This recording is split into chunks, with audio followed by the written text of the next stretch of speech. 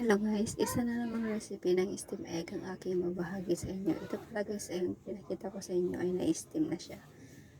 Natapos siyang steam guys. Ang paggawa lang niyan ay halimbawa isang pirasong itlog ay isang baso rin ng tubig ang suka.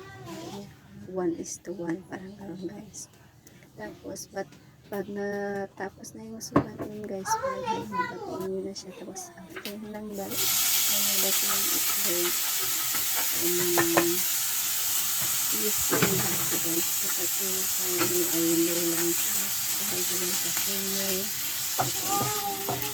Tapos yung pinagkakapag sinyo ay sabi ko na ayun na sinyo.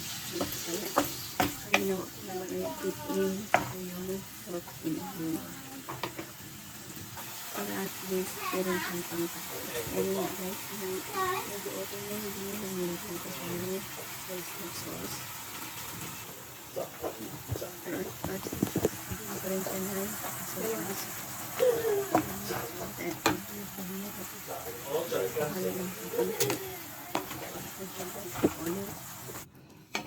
After nyan guys, nilagyan ko rin pala siya ng cornstarch.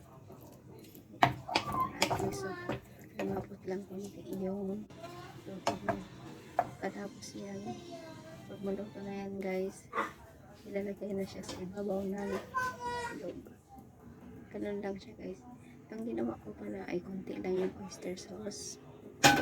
Nasa inyo na yan sa panlasa nyo guys kung kulang or dagdagan nyo pa siya ng pampalasa.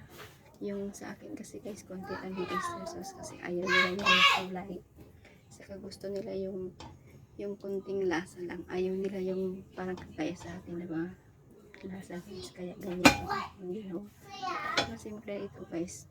At saka napakasarap, tama-tama sa ating mga alaga.